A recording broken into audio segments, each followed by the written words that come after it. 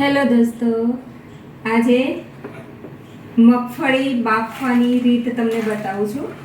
અત્યારે ચોમાસામાં બહુ જ માટીવાળી ગંદી સીંગ આવે છે, એટલે લગભગ 3 થી 4 વાર ચોખ્ખા પાણીમાં સીંગને ધોઈ નાખવાની.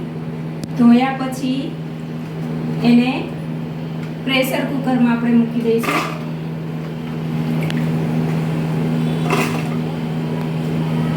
એક ગ્લાસ પાણી નાખ્યું છે, 2 ચમચી મીઠું,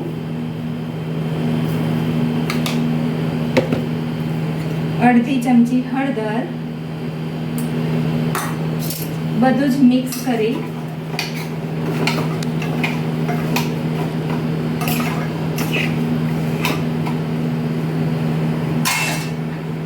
પ્રેશર કુકર બંધ કરી દેવાનું છે અને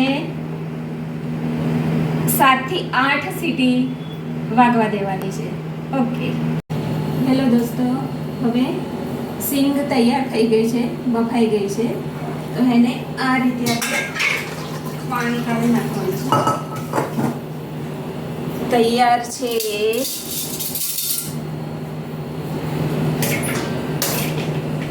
ગરમા ગરમ સીંગ બફાઈ ગઈ છે.